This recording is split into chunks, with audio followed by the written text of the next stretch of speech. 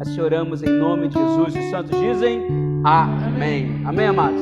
Pode se sentar, por favor? Vou fazer uma pergunta aqui especial para vocês. As mães, quando é aniversário do filho de vocês, mesmo ele tendo 15, 20, 30, 40, 50 anos, se assim Deus permitir, eu tenho certeza que em todas as comemorações, você olha para ele e começa a se lembrar de quando ele tinha 10, 5, 3, 2. Na verdade. Você começa a lembrar desde quando era bebezinho, quando estava na barriga, quando chutava, porque o aniversário tem disso, né? Ele traz à memória algumas coisas. Quando é aniversário de casamento, é de certo que alguns se lembrem como que era o começo, quando foi o momento em que um encantou o outro e assim adiante. Cada celebração, ele tem para nós um exercício. Na verdade, ele nos exercita isso, né? Ele nos leva a isso, a lembrar de momentos anteriores, de momentos que para nós fez total sentido, lembranças boas, lembranças ruins, seja como for,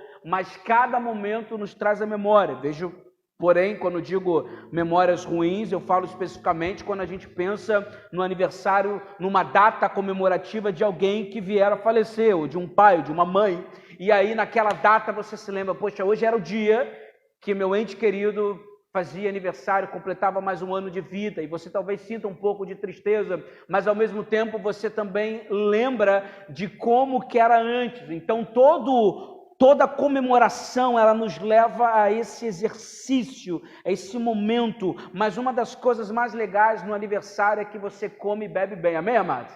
Isso é bom, né? Tem bolo, tem momento de comemoração, é uma data festiva, é uma data em que nós celebramos e isso move com a gente. Podemos lembrar da formatura. Não sei se vocês tiveram essa experiência, mas depois que você passa pelo momento da formatura, no momento de pegar ali seu chapéuzinho, jogar para o alto, você se lembra de toda a experiência, de todo aquele período inteiro, aquela intensidade, aquela entrega, e aquilo mexe com você. Ou talvez quando você celebra uma promoção e você se lembra de como você começou, são exercícios que movem a nossa mente, movem o nosso coração, mexe com o nosso emocional. E nesse momento eu quero apresentar em vocês, no livro de Levítico, 7 festas, 7 celebrações, 7 momentos em que Deus, convocações em que Deus faz para com o povo, para que eles se lembrem de alguns pontos importantes. E eu quero ser bem breve, porque eu estou com muita dor aqui, vocês já estão cientes, alguns deles estão cientes, então eu quero ser bem breve com vocês, expor o texto e aplicá-lo de uma forma bem prática. Levítico capítulo 23, você pode ir junto comigo? Levítico capítulo de número 23, do verso 1 ao 4, e assim, se você o encontrou, por favor, se coloque de pé para a nossa leitura da palavra do Senhor. Levítico capítulo de número 23, diz o seguinte, a palavra do Senhor, vou ler aqui na minha versão, que diz o seguinte, o Senhor disse a Moisés, dê as seguintes instruções ao povo de Israel. Estas são as festas que o Senhor estabeleceu e que vocês proclamarão como reuniões sagradas. Repita comigo, sagradas. Sagrado. Tem festas que são sagradas na sua vida, sim ou não? Aniversário é um momento sagrado para nós, na verdade. A gente gosta de celebrar. Tem algumas famílias, em algumas culturas religiosas, que aniversário não se contabiliza muito, né? Tem outras igrejas que nem um Natal celebram, que para eles Jesus não nasceu naquela data, então acabou, não tem. Mas festa é algo sagrado para Deus.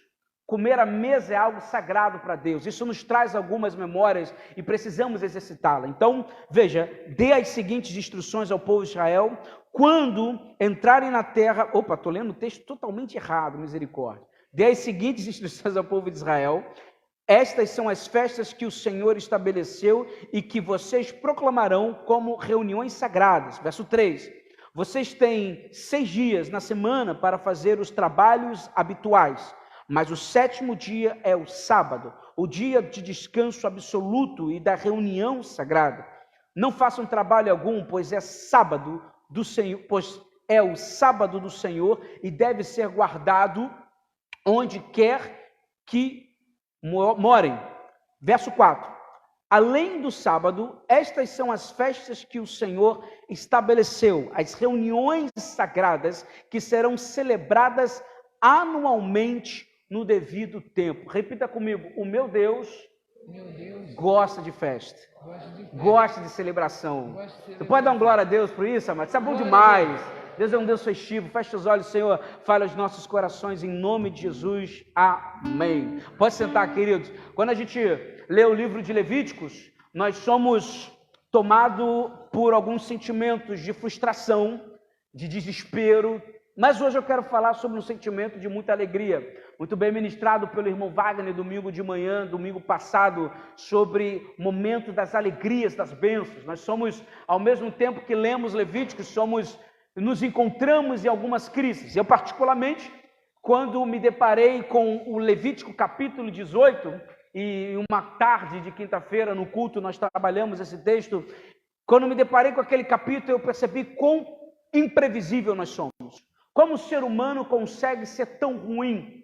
E lá, você lendo em casa, se assim você quiser fazer esse exercício, você vai ver que ali algumas palavras muito duras, são ordens de Deus, proibições de Deus, que na minha cabeça, não passa na minha cabeça, que isso nem deveria ter sido dito. Mas a partir do momento que Deus assim diz, e Deus ainda coloca como proibição, é porque alguns judeus estavam cometendo uma dessas práticas. Porque eles viviam na perspectiva dos povos vizinhos, e já que eles viviam, nós podemos também vivê-lo. E Deus começa a colocar algumas ordenanças ali, como não podia ter relação com o animal. Na nossa cabeça isso é algo óbvio, né? E por que então Deus vai falar isso? Porque o ser humano é imprevisível. O ser humano é imprevisível. Então quando eu me deparo com Levítico 18, eu percebo quão imprevisível nós somos. Não que venhamos a cometer isso, mas podemos cometer outras atrocidades. E o fato de Deus dizer isso nos remete a esse pensamento: como nós somos imprevisíveis.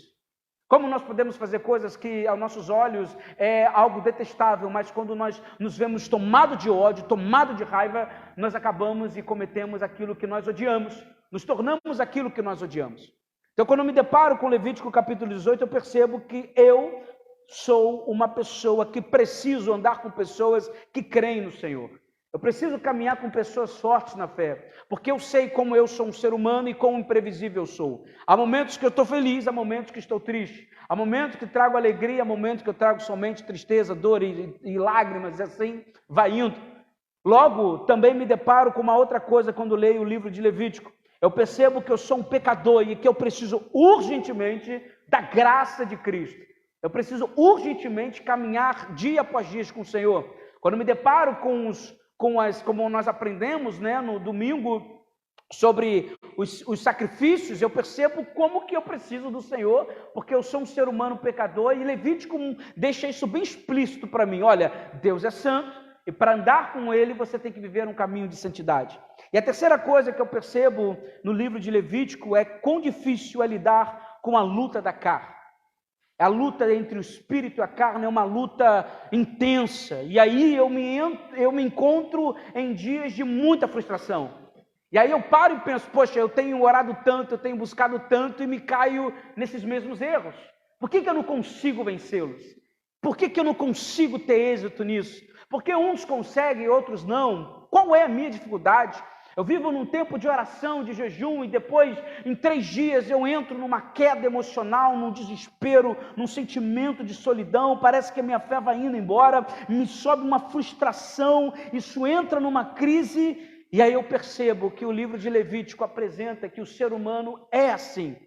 O ser humano vive diariamente numa luta desesperadora, em que eu quero fazer o bem, mas acabo fazendo o mal, como Paulo vai nos dizer: o bem que eu quero, não faço, e o mal que eu não quero, acabo fazendo. E eu me encontro nesse mutirão de sentimentos, de frustração, de tristeza, e falo: Senhor, como diz Paulo, quem pode me libertar desse ser humano que eu sou?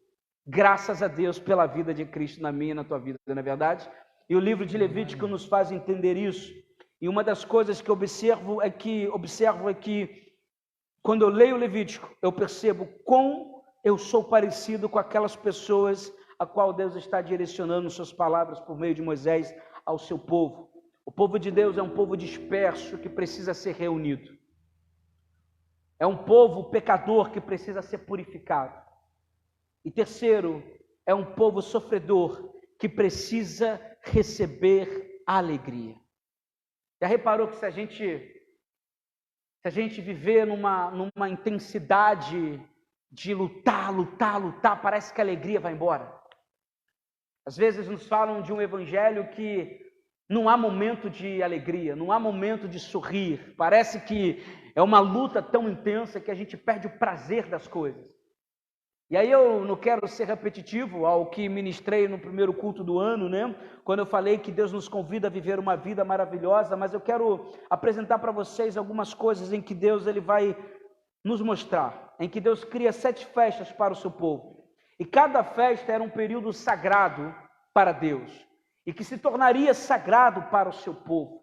Cada festa era um período para o descanso da vida, para o descanso de uma luta intensa que o seu povo vivia.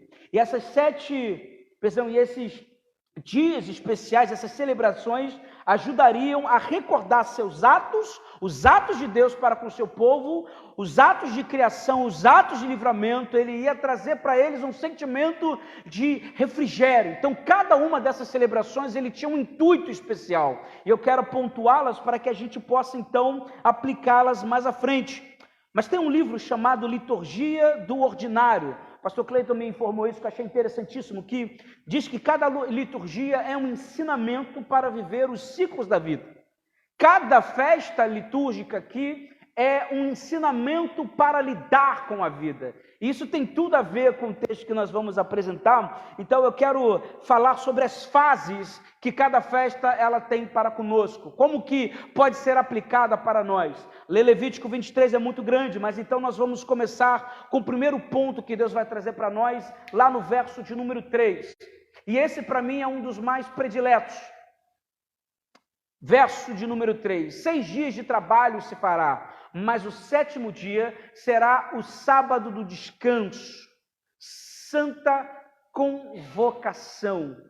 Nenhum trabalho fareis, sábado do Senhor é em todas as vossas habitações. Nós vivemos num mundo em que nós não paramos, a intensidade todos os dias. Nós vivemos num mundo que nós estamos tão acostumados com essa intensidade do dia a dia, que eu não sei se você já teve esse sentimento de frustração, mas quando chega a sexta-feira eu fico triste porque no sábado os jornais que eu gosto de ouvir no dia de semana vai acabar e final de semana não vai ter. E eu quero estar informado, eu fico frustrado com isso. Então eu nem quero que eles tenham descanso, misericórdia. Eu quero que eles trabalhem para bel prazer. E aí eu percebo como que o mundo é para nós, como que a gente está nessa constância diária em que a gente não quer parar. A gente não quer parar. E é interessante que o verbo hebraico do Shabat, que é o sábado, significa descanso. Descanso. E assim como o arco-íris era um sinal de pacto com Noé, e a circuncisão era um sinal de pacto com Abraão, o sábado serviu como sinal de pacto mosaico para o seu povo. O sábado é um pacto, é uma aliança de descanso. Hoje os adventistas que nós conhecemos pegam isso, levam isso com toda a força, né? E aí dizem que nós também estamos errados, né? Eles têm disso.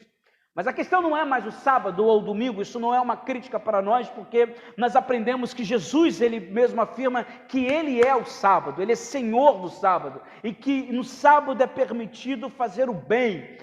O sábado é o nosso Senhor, Jesus é o dono do sábado. O sábado, ele não veio, ele vai, né, entre o diálogo com os fariseus, ele vai dizer que na crise, se podia trabalhar no sábado, se podia ajudar uma pessoa no sábado. Eu acho que eu já mencionei isso. Se a Marilane está passando mal sexta-feira às 16h, e aí ela está mal, aí ela, não, vou tentar tomar um chá aqui para ver se melhora, o negócio vai complicando, 5h30, ela decide, marido, nós vamos para o hospital agora, correndo, porque eu estou mal. E eles se arrumam, 5h45, eles abrem a porta, 5h50 eles estão dentro do carro, 5h55 estão presos no sinal, 6 horas eles vão ter que voltar. Porque no sábado não se deve trabalhar. E a perspectiva, eles eram tão intensos nisso que até aqueles que cuidavam da saúde não podiam trabalhar, era o tempo. Mas e aí, pastor, vai passar mal? Deus que cuide de você. Então, que Deus tenha o cuidado da tua vida e ela passa, então, sábado, sexta-feira, a partir das 6 horas, a gente já sabe, né? O dia a partir das 6, logo sábado, sexta-feira, 6 horas se começa o sábado e não se deve fazer nada, não se deve trabalhar.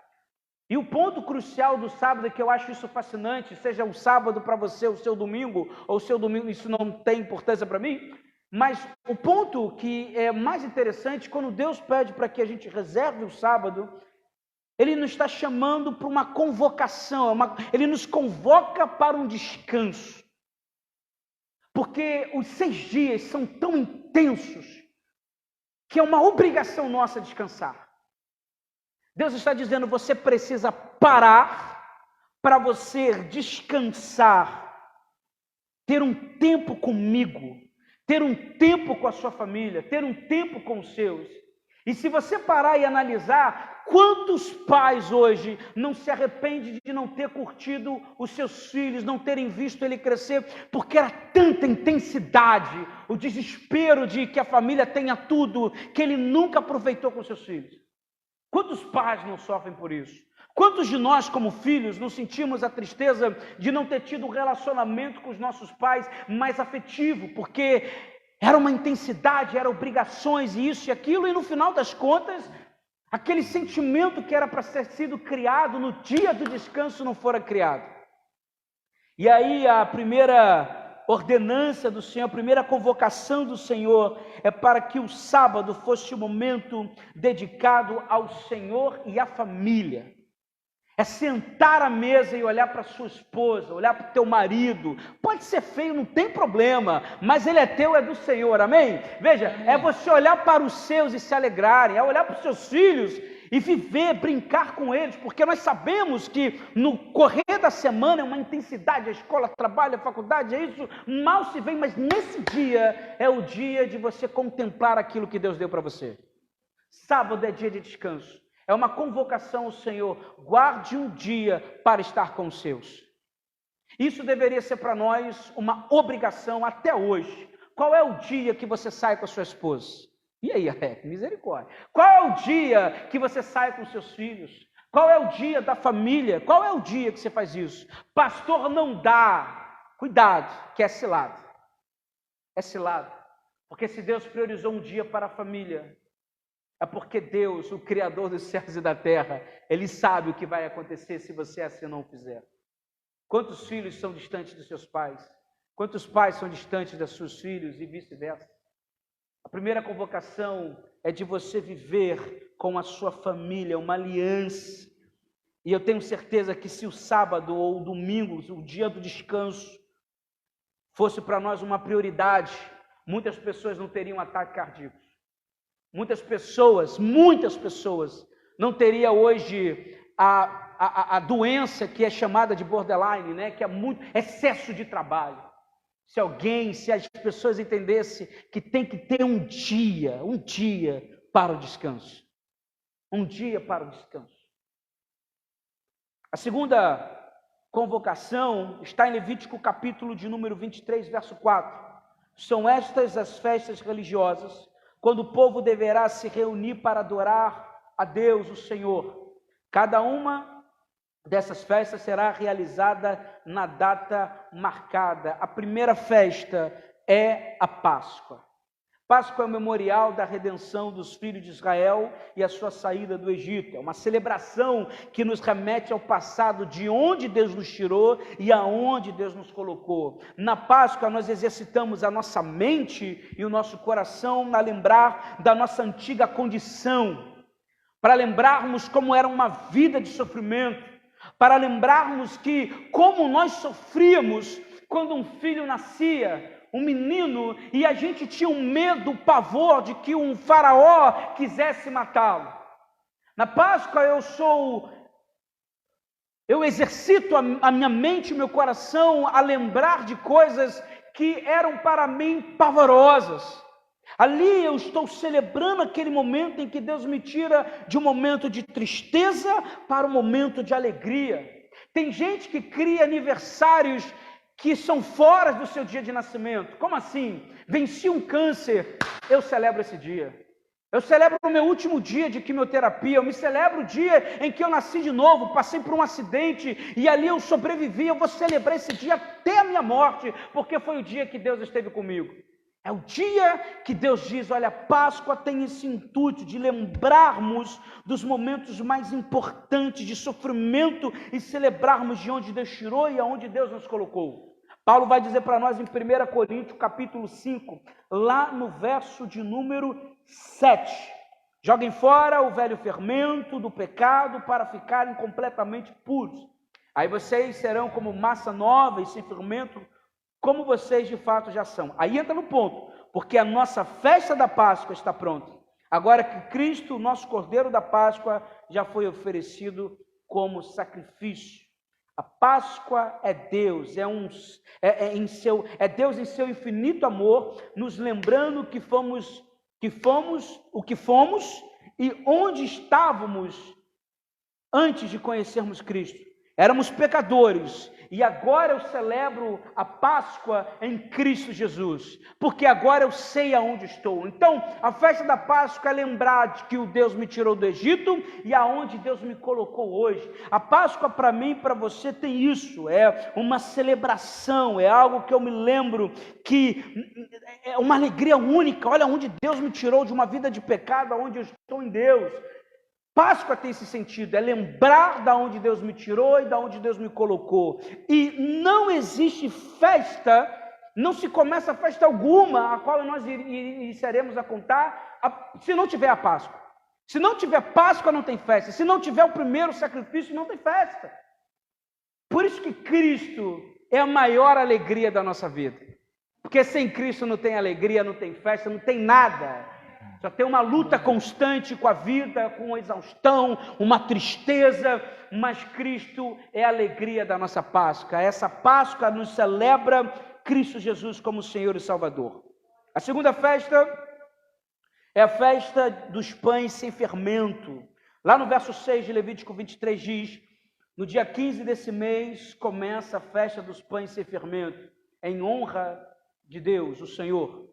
Durante 7 dias dessa festa, o pão que vocês comerem deverá ser feito sem fermento. Nós já aplicamos isso 2 domingos atrás, então não quero prolongar muito nessa segunda festa.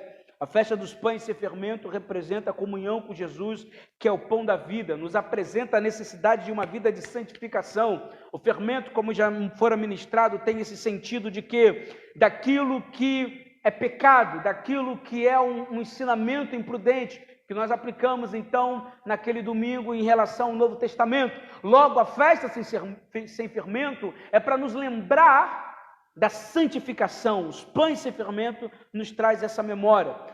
A terceira festa é a festa das primícias. Verso 9 ao 12 vai dizer o seguinte: o Senhor Deus mandou Moisés dizer ao povo de Israel o seguinte: quando vocês entrarem na terra em que eu lhes quando vocês entrarem na terra que eu lhes estou dando e fizerem a primeira colheita de trigo, levem ao sacerdote um feixe do que colheram. No dia que vem depois do sábado, o sacerdote apresentará esse feixe de trigo a Deus, o Senhor, para que ele aceite vocês. Neste mesmo dia, apresentem ao Senhor como uma oferta que vai ser completamente queimada, um carneirinho de 1 ano, sem defeito. Veja, essa festa das primícias é uma festa que o povo se lembra. O povo é forçado a exercitar que tudo que vem da terra, tudo que eles têm, é o Senhor que deu. Então é o momento de celebrar a mão de Deus sobre a nossa vida. Essa festa é o momento de celebrar que nós somos gratos à provisão do Senhor. A festa das primícias é um elemento profético, porque é nesse momento que eu pego uma parte do que é meu, a minha primícia, os meus 10%, aí a gente entra na questão do dízimo e oferta, eu vou para o Senhor para dizer: Senhor, eu reconheço e eu creio que quando eu dou isso aqui, nada me falta, porque é o Senhor que me deu tudo. Quando eu coloco o meu filho para ser batizado, ou apresento na igreja, eu estou dizendo: esse meu presente que o Senhor me deu é teu, tudo que eu tenho é do Senhor. Então as festas das primícias é isso, é o povo lembrar que o comer e o beber, o que eles têm, é fruto da mão, da graça e do amor de Deus para com ele. Amém. E a festa das primícias, ao mesmo tempo que era comemorativo, era um ato profético, dizendo: Deus é o meu provedor. Deus é o meu provedor. A quarta festa era dos Pentecostes, e aí, Levítico 15 ao 22, aí eu não vou me prolongar ao versículo por causa da hora, mas veja, a palavra Pentecostes vem do grego que significa 50, e concluía o período dos 7 sábados iniciado na Páscoa.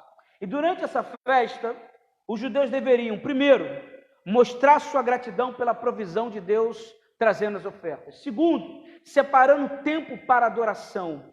E o terceiro, que eu acho lindo, você pode ir comigo no verso de número 22, o terceiro era trazer provisão para o pobre. Olha só, verso 22, quando fizerem a colheita do trigo, não colham as espigas dos pés que ficam na beira do campo, nem voltem atrás para pegar as espigas que não tiverem sido colhidas.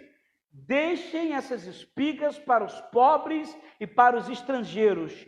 Eu sou o Senhor, o Deus de vocês. Olha como que Deus é um Deus maravilhoso.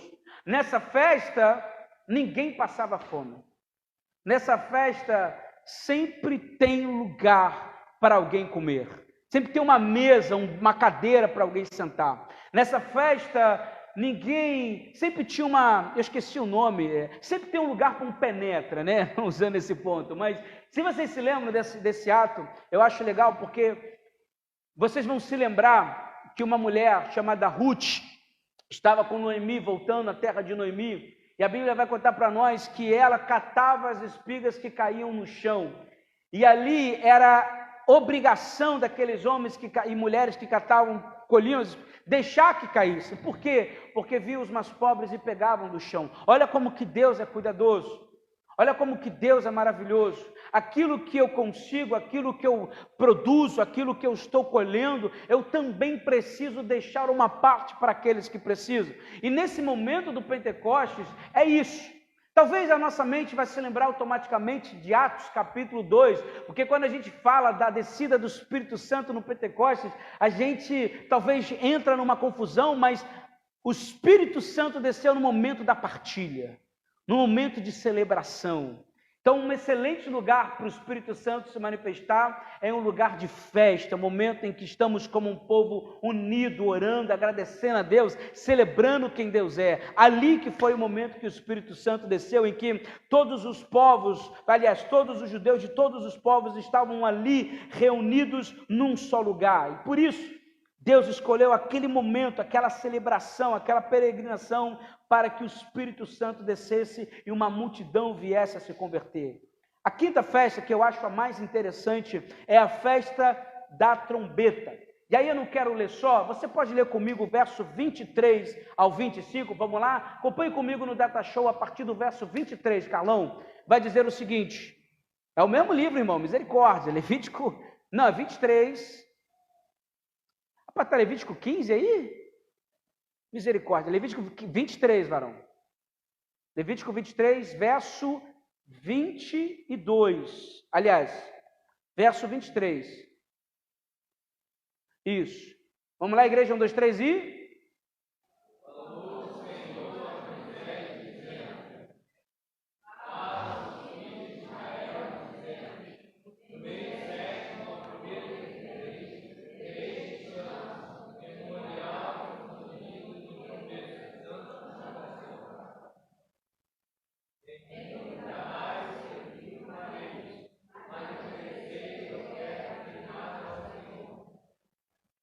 Veja, a festa das trombetas marcou o início de 10 dias de consagração e arrependimento diante de Deus.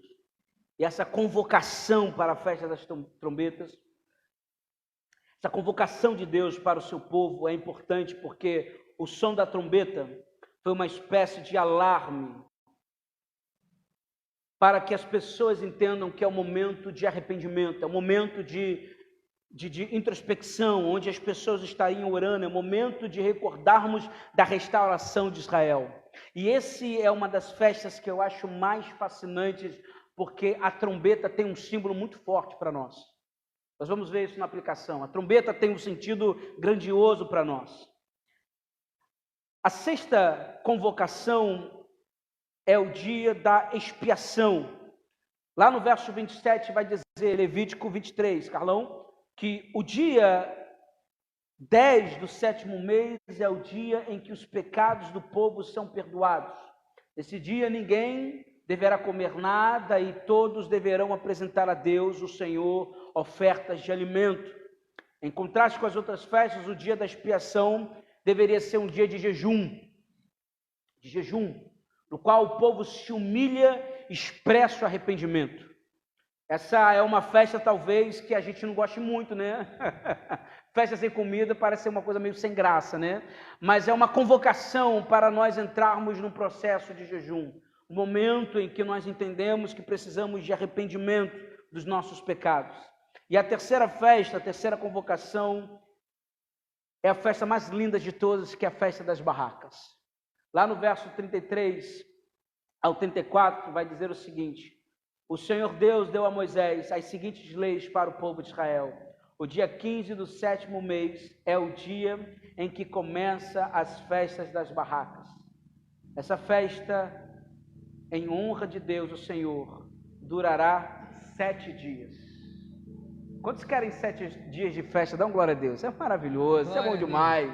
Já pensou, Alex? 7 dias de festa, 7 dias de picanha, churrasco, que maravilha. 7 dias. E o que era celebrado nesses 7 dias? E aí que está o ponto bonito dessa festa. A festa das barracas era uma recordação de que os israelitas tinham vivido em tendas durante a viagem de 40 anos do Egito à Terra Prometida. 40 anos. Era para ser celebrado essa festa durante 7 dias, por um propósito muito especial. E aí eu vou apresentar na aplicação, e por cá digo que cada convocação ou festa é um ato de Deus para lembrarmos de quem Ele é, para lembrarmos da nossa história, da nossa dependência e do nosso socorro. Essas convocações, essas celebrações de Levítico 23, é para que a gente exercite sempre quem Deus é para nós. Isso é aniversário, é olhar para os nossos filhos e lembrar da infância, lembrar dos momentos difíceis. E as festas que Deus aqui agora está ordenando ao seu povo é sagrado, para que eles nunca se esqueçam de quem Deus é, de quem Deus foi, de quem Deus vai ser na vida deles, para que eles nunca se esqueçam do que eles passaram, do que eles estão passando e do que eles podem viver, porque o povo, como eu e você, temos memória curta. As situações ao nosso redor nos levam a uma tristeza tão intensa que às vezes a gente esquece que Deus é fiel. As coisas que acontecem no dia a dia é tão intenso que a gente esquece da fidelidade de Deus. A gente esquece, a gente deixa, pastor, passou por desapercebido, eu na hora de orar eu me acovardei. Acontece. Domingo passado eu me senti muito frustrado. Graças a Deus eu não preguei, domingo à noite. Fui fazer uma visita e o casal estava passando por um momento de muita dificuldade. E eu ouvindo a dor do homem, eu falei, meu Deus do céu, eu nunca lidei com isso no meu ministério. E sentindo uma tristeza e tentando trazer palavras de fé, de esperança, de que as coisas poderiam melhorar na vida da família e tudo mais. Mas era um sentimento de tanto peso, tanta dor. E sabe, de coisas que poderiam ter sido diferentes, e entra aquela indignação, poxa, por que não fizeram isso? Por que não fez aquilo? Por que não seguiu isso? A gente falou, eu falei, pelo amor de Deus. E aí você se lida com uma frustração. E aí na hora de despedir, eu senti que era para orar, mas eu não consegui orar. Eu não tive força para orar. Eu me senti tão frustrado.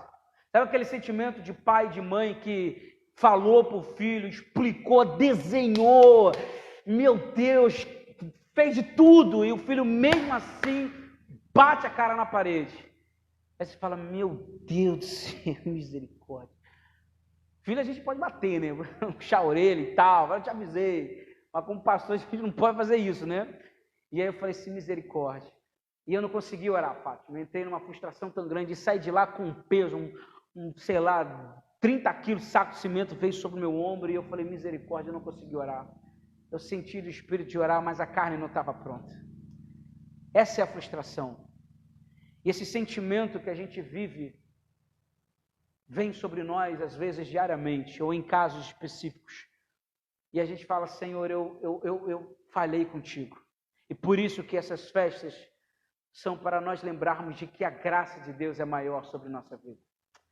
De que talvez eu não consegui ali, mas pela graça e pelo amor de Deus, da próxima vez eu vou me posicionar melhor. E a festa é isso.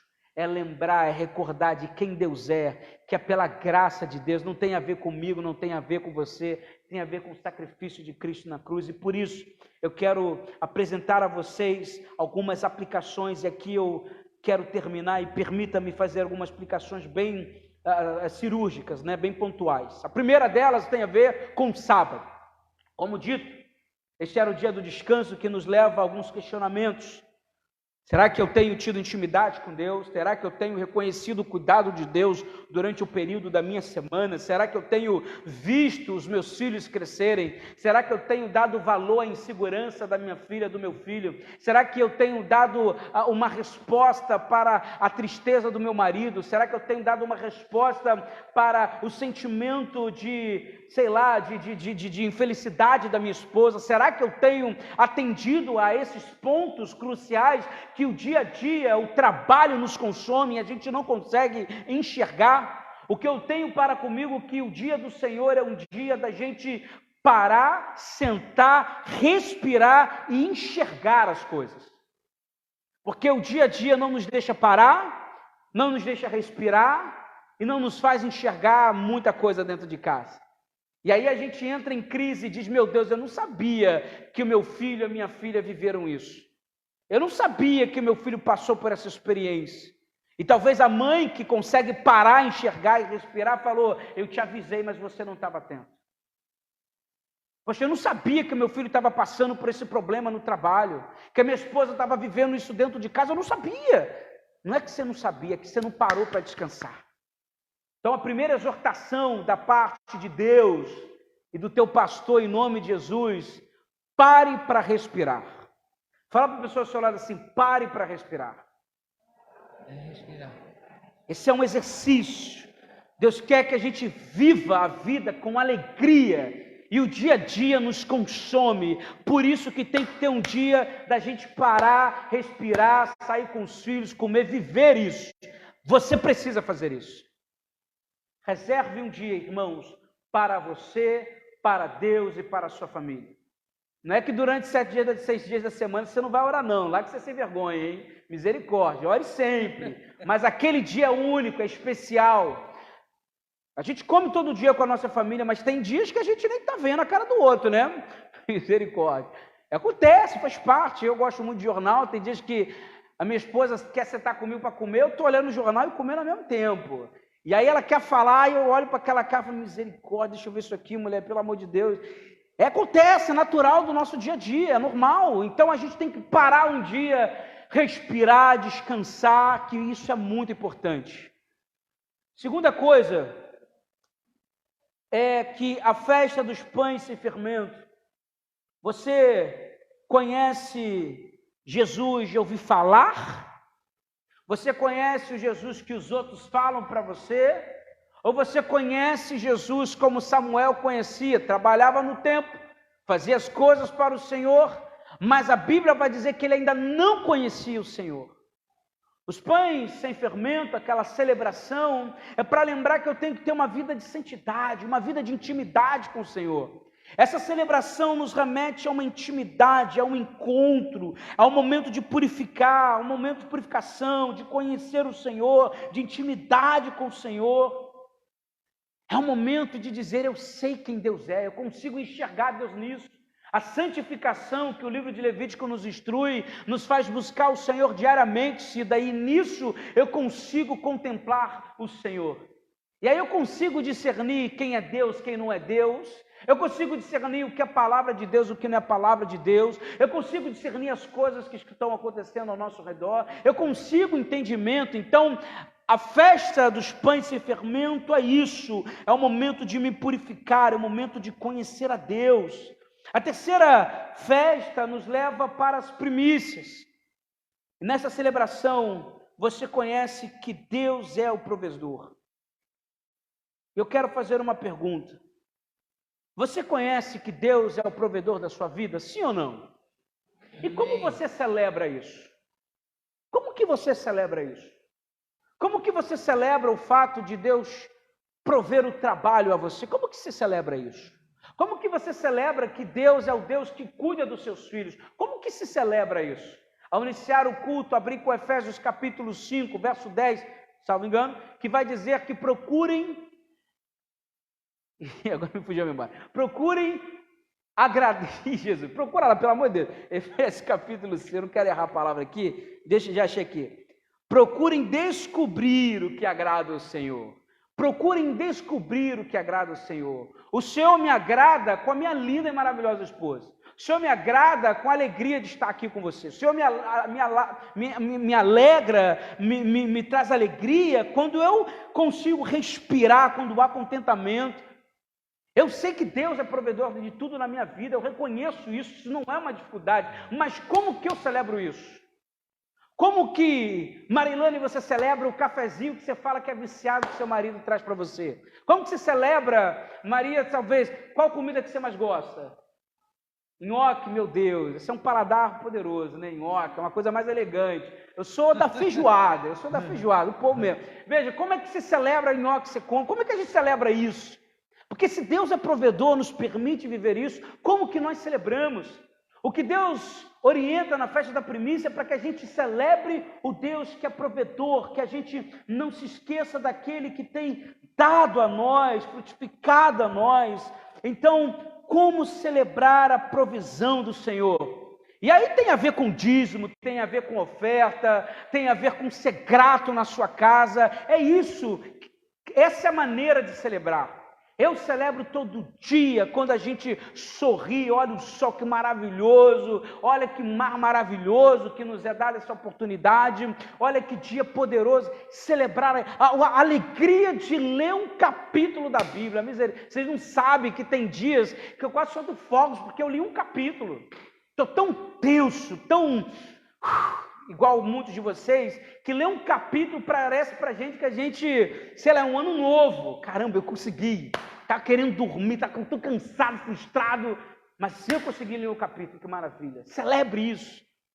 A quarta coisa, que é a festa dos Pentecostes, e aqui cada um tem que dar o melhor.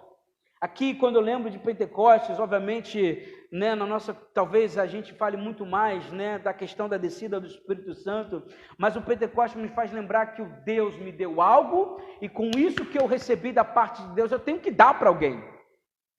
É pegar aquilo que Deus me ofereceu, me deu, proveu sobre minha casa, e deixar uma parte para aqueles que não têm. É ajudar aqueles que estão nessa busca constante de querer enriquecer, de querer ter comida, de querer viver uma vida alegre. É eu chegar com um casamento feliz e gerar palavras de ânimo para alguém que está com um casamento infeliz. É eu ter a alegria de poder abençoar as pessoas, e eu não digo por cesta básica ou por dinheiro, não, vai além disso, transcende a tudo isso. A quinta coisa é que é a festa da trombeta, e essa eu falei que é uma das especiais, porque a festa da trombeta é um alerta, né? Imagina você, Neuza, na sua fisioterapia, e do nada você ouve um som da trombeta. Automaticamente você pode pensar, meu Deus, é alguma sirene, é alguma coisa, mas como você é uma mulher de Deus, você vai falar, opa, a Bíblia fala que quando a trombeta tocar, o couro vai comer. A festa da trombeta, Carlão, ela é algo profético. A festa da trombeta, ela é especial, mas ao mesmo tempo, ela pode ser assustadora para muitos. A festa da trombeta nos faz lembrar, abrir os olhos de que Deus vai voltar. Jesus vai voltar para buscar os seus. Apocalipse fala que a trombeta vai tocar, o Senhor vai voltar, e a festa da trombeta é Deus nos trazendo a realidade. Tem jogo, tem futebol, tem novela, sei lá, tem milhões de coisas, tem comer no restaurante, tem a praia, tem aquilo, tem o trabalho, os relatórios, a faculdade, mas a festa da trombeta é lembrar, Jesus vai voltar. Jesus vai voltar. Amém. É acordar, essa é a realidade que eu vivo, mas eu não posso esquecer, Jesus vai voltar. É isso, a festa da trombeta é me lembrar, Jesus vai voltar. E dizer isso no mundo que vivemos é um pouco perturbador. Mas eu tenho relatório para entregar, eu quero ainda alcançar isso, eu quero ter filhos. Essa festa da trombeta me faz lembrar de Joel capítulo 2, verso 1, que ele diz: toquem as cornetas ou trombetas no monte Sião, deem um grito de alarme no monte de Deus. Trema de medo, povo de Judá, pois está chegando o dia do Senhor. Glória a Deus. A festa da trombeta é me lembrar diariamente, Jesus está voltando. Fala para a pessoa ao seu lado assim, Jesus está voltando. Está voltando. Como celebrar isso? Como celebrar isso? Como celebrar a festa de Jesus que está voltando? Como que eu celebro isso? Com arrependimento. Quando eu lembro que Cristo volta, eu preciso automaticamente fazer uma leitura correndo, quem eu não perdoei, quem eu estou devendo. Aí a gente vem, né, vem um mutirão de coisa. Eu quero subir. Quantos querem ir para o céu? Dá glória a Deus. Glória a Deus. Sabe que tem um dos pesadelos, Marilane, que eu me lembro, foi que um dos sonhos mais perturbadores que eu me lembro, é que eu estava num local e eu via pessoas subindo, e eu esperando subir, eu entrei em desespero. Aí eu me lembro que no sonho, que eu pulei no capô do carro e dei um salto para ver se eu subia junto. Mas não subia não, eu falei, Jesus amado. Mas eu me consertei urgentemente. Mas de qualquer maneira, essa perspectiva de celebrar a volta do Senhor nos traz uma leitura, uma reflexão, muito bem lembrado pelo irmão Davi, o irmão que esqueci o nome do irmão lá atrás, em que nós temos que fazer uma autocrítica. A festa da trombeta é lembrar, Jesus está voltando, e quando Ele voltar, não terá mais choro, terá um momento de festa, um momento de alegria, festa para todo o sempre, mas eu quero estar lá, e logo se eu quero estar lá, o que eu preciso é de arrependimento. E o sétimo é a festa das barracas, é Deus celebrando com o seu povo os dias que Ele andou com o povo no deserto. E essa é uma das festas mais legais, esses são 7 maravilhosos dias, para a gente lembrar que quando eles estavam no deserto, Deus estava com ele. Deus tem uma festa com o seu povo para celebrar o dia que o Senhor caminhou com ele 40 anos no deserto. Isso é uma celebração. Deixa eu fazer uma pergunta, como que você celebra aquelas vitórias que Deus deu para você? Como você celebra os dias que você esteve no hospital sofrendo e Deus estava com você lá? Como que você celebra isso? Deus colocou como a festa das barracas a celebração de quando o povo estava no deserto, e ali, no medo, no desespero, o Senhor estava com eles, era um momento de comunhão. No dia, na parte do dia, o Senhor colocava uma nuvem sobre eles, e na noite, o Senhor colocava um fogo a qual poder aquecia cada um deles. Eles celebram isso. Como que eu celebro o dia em que eu me converti? Como que você celebra o dia que você venceu alguma coisa? Como que você celebra o dia que você teve um livramento? Como que você faz isso? Quando que você faz isso? A gente chama de culto de ação de graças, né? Ah, pastor, eu quero fazer um culto de ação de graças porque eu venci o câncer. Pastor, eu quero fazer um culto de ação de graças por causa disso. A gente quer fazer isso para a gente agradecer ao Senhor. Meu amigo, se a gente fizer culto de ação de graça, vai ter culto todo dia. Posso ouvir um glória a Deus por isso? Todo santo dia, porque Deus é bom, Deus é maravilhoso. Dia de ação de graças, seja todo dia. Por isso, como que você tem celebrado o Deus Emanuel, o Deus conosco na tua vida? Como que você celebra o Deus que está ao seu lado, o Deus que prospera a tua casa? Como que você celebra isso? Como você faz isso? Deus deu 7 dias para aquele povo festejar.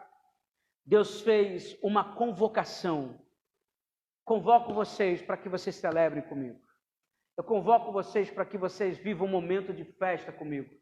Porque nessas festas vocês vão lembrar quem eu sou, de onde vocês estavam, onde vocês estão, e que eu sou provedor, e que eu sou um Deus fiel, que eu sou um Deus que caminha contigo.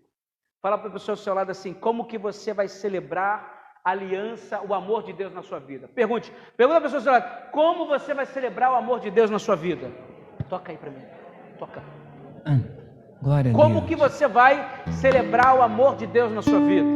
Como que você vai celebrar? Se coloca de pé nesse momento. Pergunta a pessoa ao seu lado assim também. Se coloca de pé. Pergunta assim, como que você vai celebrar o amor de Deus no seu casamento? Pergunta para a pessoa ao seu lado. Como você vai celebrar, Davi, você não é casado, mas vai receber em nome de Jesus, né? Vai ficar sozinho não, misericórdia. Veja, como que você vai celebrar os seus filhos? Você que está junto com seu marido, como que você celebra a vida dos seus filhos? Como que você celebra a provisão de Deus? Como que você faz isso?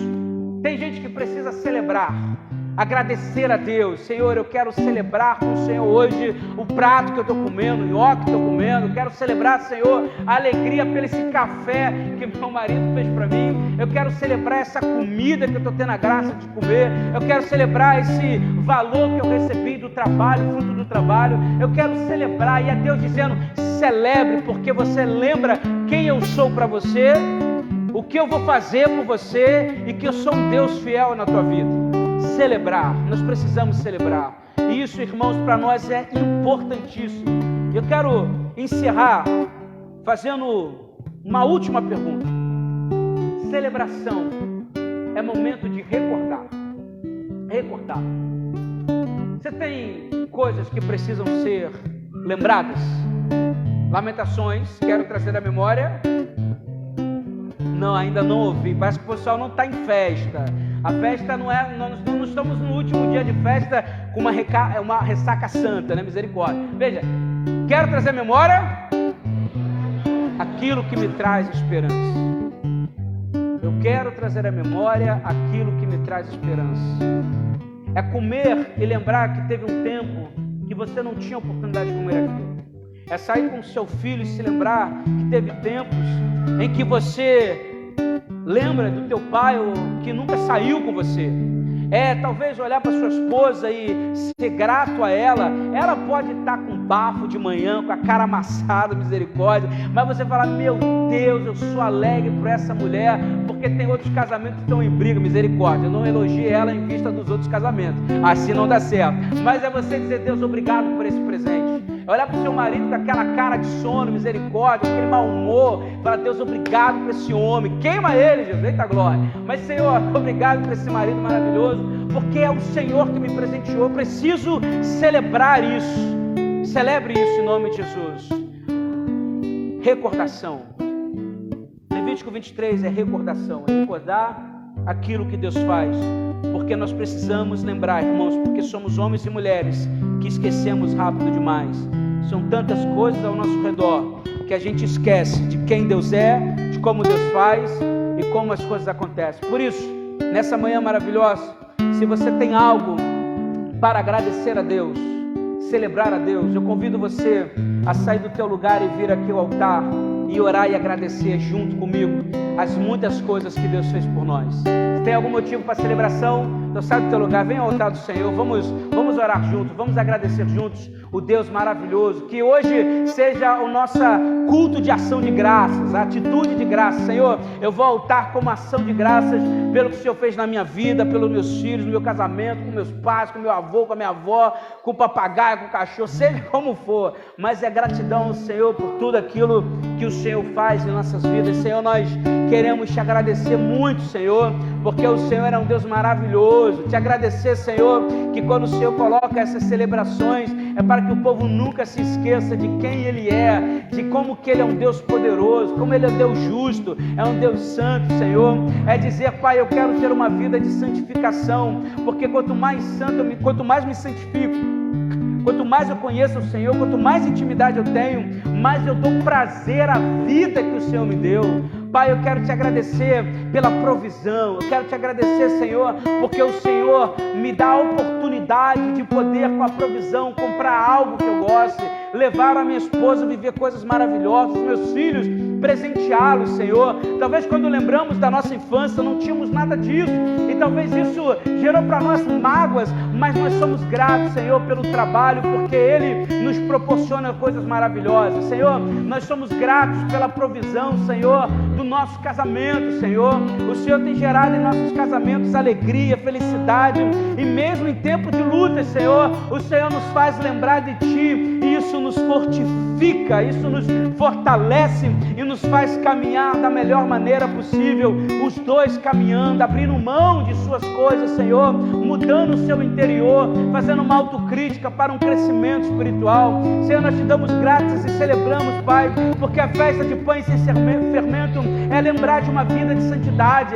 Te damos graças, Senhor, porque quando nós ouvimos que Jesus está voltando, às vezes nós não entramos nessa realidade, estamos vivendo numa correria intensa, numa vida intensa, e a gente esquece que Jesus está voltando, e para nós isso é muito importante, Senhor. Eu quero te pedir, Pai, em nome de Jesus, que o Senhor possa nos abençoar, nos encher da Tua maravilhosa, poderosa graça, porque cremos no Teu poder, cremos na Tua unção, cremos que o Senhor é um Deus que muda a nossa vida, cremos que o Senhor é um Deus que fortifica, cremos que o Senhor é um Deus, Senhor, que nos fortalece, e por isso, Espírito Santo de Deus, eu quero te dizer nessa maravilhosa manhã, que nós vamos celebrar com o Senhor tudo que o Senhor tem feito e tudo que o Senhor vai fazer em nossas vidas, em nome de Jesus, amém, amém, amém. Você pode se levantar, aplauda o Senhor e volta ao seu lugar, amado.